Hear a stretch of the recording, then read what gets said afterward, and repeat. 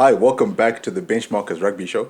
My name is Kumbi. I am a data scientist, but as usual with these videos, the most important thing is that I'm a rugby fan, and I am joined by other co-hosts. Yeah, guys, welcome back. My name is Nyasha. I'm also a data scientist, but for the purpose of this show, I'm the AI stats guy. Kubi watches a lot of the rugby. I Right. I watch, yeah, I catch a decent amount of games, but I look through all the stats. Yeah. Right, and yeah, hopefully with my AI analysis and Kumbi's expertise, we think we're the perfect pairing, and we hope we bring value to you guys. Absolutely. Yeah. Yeah, Right. Yeah. So it is quarterfinal time, right? So we just yeah, had an amazing final round. Well, it was a great final round. yeah, Just more important because last week we covered Fiji. We said that the dream scenario was that Portugal would win the game, but yeah. not so that they would get their first win in the Rugby World Cup, but not by too much so that Fiji can still get that losing bonus point, and they can still go through. So I think it was a really good weekend because that definitely happened. Fiji ended up going to the quarterfinal. Portugal got their win, so that was amazing.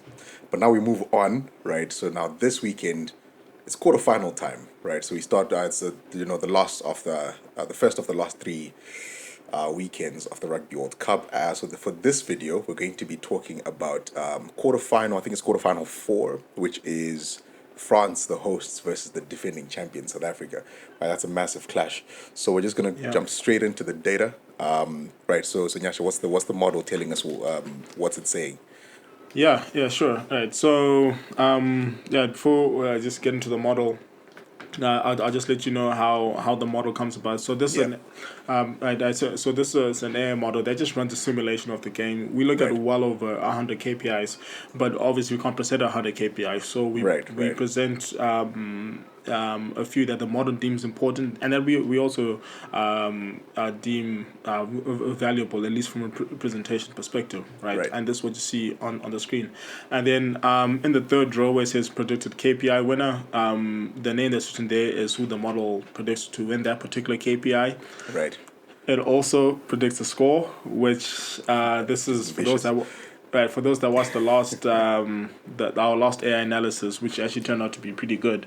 We didn't predict the score, right? So fortune favors the brave, and rugby is a brave person's sport. So Right. let's just get into it. Yeah. Right, so starting off with territory, right, we predict France to win on territory, but it's just marginal by 51 to 49. Scrum success, France to lose that to South Africa, right, 77% to 75.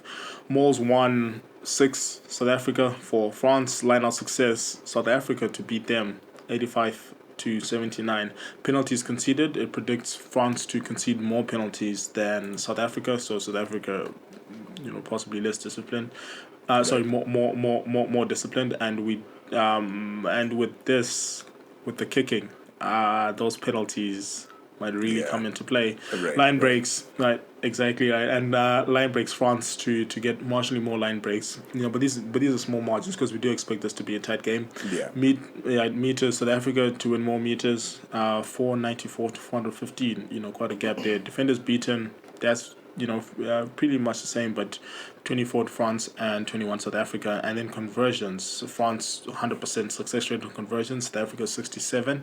Yeah. So yeah, and with how they've been playing, I know before the last round, I think France was 20 out of 21 conversions, so they've been doing exceptionally well. Yeah. Right, Right. so this should continue. South Africa 67%, which before the last round they won 50 something. I think it was around 56%. But of course, Andre's back, and I don't know if the model knows that. We haven't told it, but if we could factor that in, I do believe that would bump up, but we don't even know if he'll be playing. Yeah. Right. Right. Right, and Kumbi will speak more on that.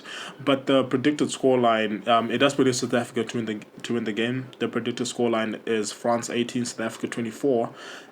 The critical game deciding KPIs are, at least according to the model, conversions, penalties conceded, and mauls. So you can see that the top two do potentially apply to kicking, right? And because bonus points don't matter anymore. This is now just about the scoreboard. Right.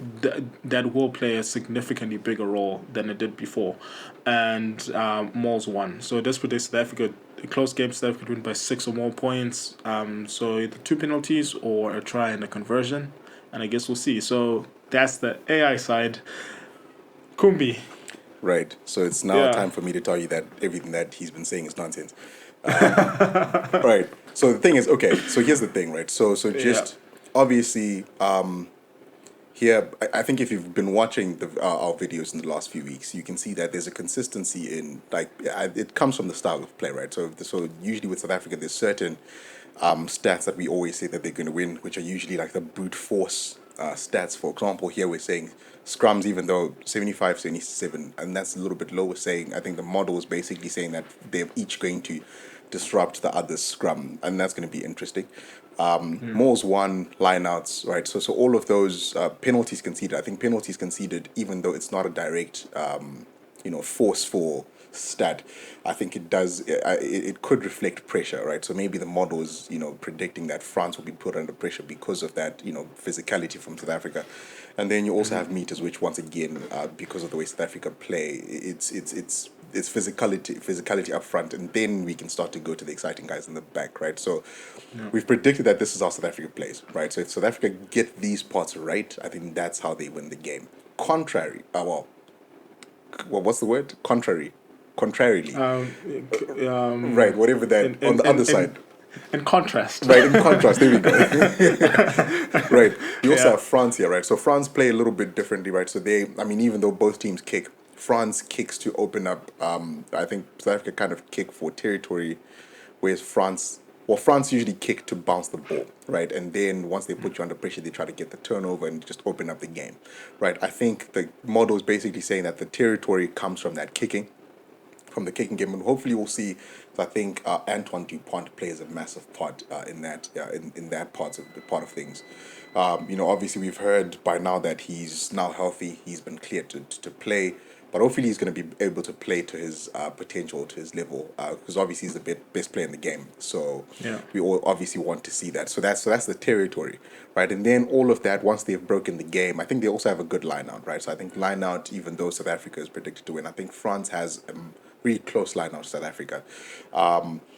So, and then once they break you down using that set piece, that kicking game, then the line breaks start to come in. The defender's beaten, and then I think the key stat here. So you've already talked about the conversion. So I think it's very important to note that when we make these videos, we don't actually, we make these videos before the teams have been announced. Even though I think you're gonna be watching after who's playing, Yeah. because we want the AI side to play a key part in just we want to make our videos a little bit more prediction centric. So right, so we don't know if Hundred Paul is going to play. Maybe they go with Lubbock because of his open play. What he's been doing in the open with his open game. We Yeah. don't know what kind of split they're going to go for because with these stats, it's not just about it's not just about South Africa winning a more. It's not just about the winning. How many scrums do they win? I think it's about win, right? Because when the bomb squad comes in, you bring in Ox and Shea, when you bring in Trevor Nyakani and Arche Snyman on those guys, right? The stats also then change after that. The opposition then start to concede a few more penalties because they're under a little bit more pressure.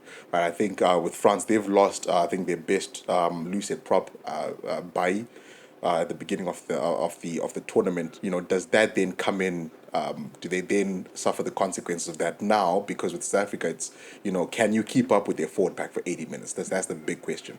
So I think Yeah. that's that's going to be important to see. But I think the key thing here is when you look at like things like discipline, right? So we've got penalties conceded. It's very close. You've got 12 who are predicting that France just is a little bit less disciplined. But if France can convert a higher percentage of the penalties that South Africa concedes compared to South Africa, right? Because Thomas Ramo is he's playing. I mean, he's kicking really well, right? So if Yes. Libbok is the one who's kicking, or do they have to go to Willemse or Faf? So that might play a key role. So it's going to be very interesting to see how all of that plays out. So there's a bigger picture that obviously we can't really always fully predict, but it's going to be interesting to see how that plays out. So yeah, so that's the context. That's the context on my side. Yeah. Okay, cool. Yeah, and I guess on my side, that is the analysis. Yeah. Yeah, feel free to agree or disagree. Right. Ultimately, this is a conversation, and yeah, we do look at the comments and we have some statistics professors in there, right? So it just puts a lot of pressure on us, Yeah. to But we to make appreciate sure. the pressure. We appreciate the pressure, though. Yeah. Yeah. Absolutely. We are used to it. So yeah, it's just reminds me of back of my university days. But right, but yeah. So thank you so much for the support, and thank you for supporting the community that we are building here. Honestly, it's been a lot of fun reading the comments. It's a lot of fun, and hopefully, with that balance of what happens in the game that I test and Yeah. what the stats are saying, Right. and yeah, just so give you guys more information. But on my side, thank you, and yeah, 100%. Yeah, just let me just finish this off with a young prediction, right? Because yeah, I know I've gotten every single prediction I've tried wrong on this channel, but it's not going to stop me, right? So I'm going to make a prediction for every single game that we cover. So so I think so I actually do agree with with how because of everything that we've said, I think South Africa's got a good bench. So I do think South Africa's going to edge France.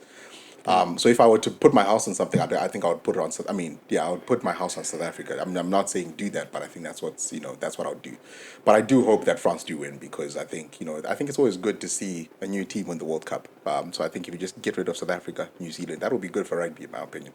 So so yeah, that yeah. is the, I disagree, yeah. but yes, He's not very that happy is with the. that. So I'm just gonna knock on wood that South Africa Yeah. wins, right?